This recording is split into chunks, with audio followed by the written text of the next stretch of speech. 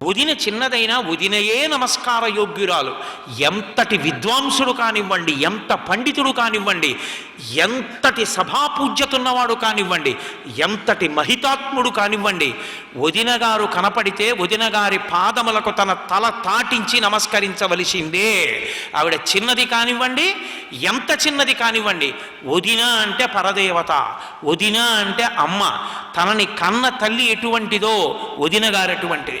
వదినకి వంగి నమస్కరించలేనటువంటి వాడు సంస్కారహీనుడు. వదిన దృష్టిలో మరిది కాడు, వదిన దృష్టిలో మరిది కొడుకు. అందుకే సీతమ్మ తల్లి తన మరుదుల్ని తన కొడుకులుగానే చూసింది తప్ప ఎన్నడూ మరిదిగా చూడలేదు అసలు ఆవిడ.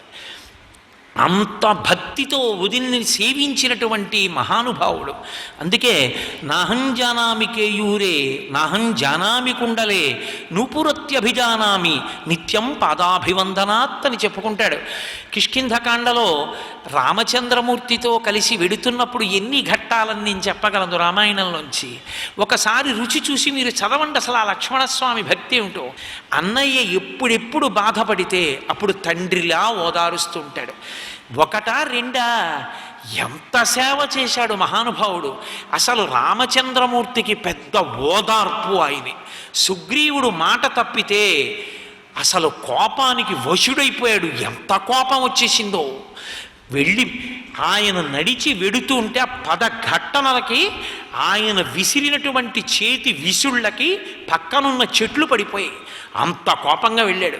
మా అన్నయ్య ఏమో ఎక్కడో గుహలో కూర్చుని కష్టపడుతున్నాడా, శుభ్రంగా సుగ్రీవుడేమో మా అన్నయ్య ఇచ్చిన రాజ్యంతో భార్యలతో కులుకుతాడా, మా అన్నయ్యకు ఉపకారం చెయ్యొద్దు, సీతమ్మ జాడ కనిపెట్టద్దు అని ఇంద్రజిత్తుతో యుద్ధం చేసినప్పుడు నిజంగా లక్ష్మణస్వామి చూపించినటువంటి అద్భుతమైన పరాక్రమం, ఆయనకి అన్నగారి మీద ఉన్న భక్తి అనన్య సామాన్యం.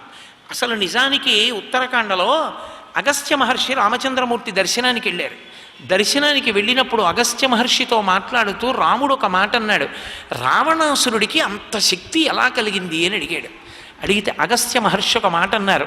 రామ, నిజానికి రావణుడు కాదు గొప్పవాడు, ఇంద్రజిత్. ఇంద్రజిత్ అంతటి ప్రమాదకారి లోకంలో ఇంకొకడు లేడు. ఇంద్రజిత్ నిగ్రహింపబడ్డాడు కాబట్టి రామరావణ యుద్ధంలో యుద్ధం పూర్తయింది. ఇంద్రజిత్తే బతికితే ఇక యుద్ధం లేదు, ఆ రోజుతోటే అయిపోయింది. ఎందుకంటే ఆయన కాని నికుంభల హోమం కాని పూర్తి చేశాడా, ఆ యజ్ఞ వేదిలోంచి అగ్నిహోత్రంలోంచి రథం బయటికి వస్తుంది. ఒకసారి రథం కాని ఎక్కాడా ఇక ఎవ్వరికీ కనపడడం.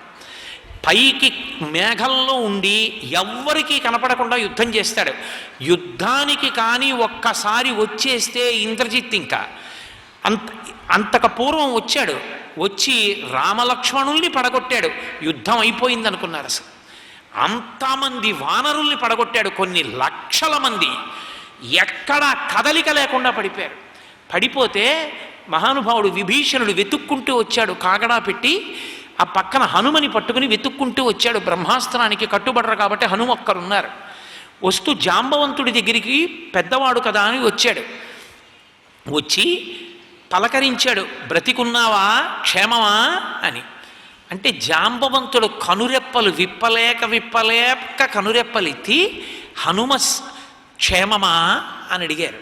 విభీషణుడు అన్నాడు, తాత, అంగుళం చోటు లేకుండా బాణపు దెబ్బలు తిని ఇంద్రజిత్తు కొట్టినవి రక్తస్రావమై ఒకటి అడగబోయి ఇంకొకటి అడుగుతున్నావు. రామలక్ష్మణులు క్షేమమా అని అడగాలి, హనుమ క్షేమమా అని అడుగుతున్నావు. రామలక్ష్మణుల కుశలం అడగలేదే అన్నాడు. అంటే జాంబవంతుడు అన్నాడు, నేను తెలిసే చెప్పాను. తస్మిన్ జీవతి వీరేతు హతమప్యహతం బలం హనుమజ్జుజ్జిత ప్రాణే జీవంతోపి వయం హతాహ అన్నాడు. అందరూ వెళ్ళిపోయినా హనుమ ఒక్కరు బతికుంటే అందరూ బతుకుతారు.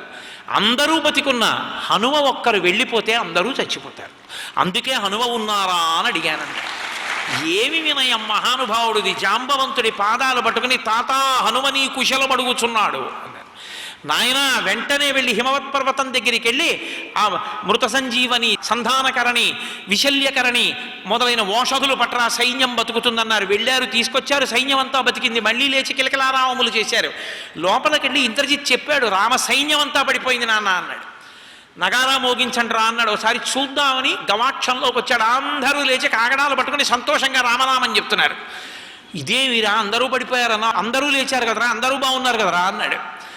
అంత భయంకరమైన యుద్ధం చేశాడు. సర్వం శ్రీ ఉమామహేశ్వర పరబ్రహ్మార్పణమస్తు. స్వస్తి.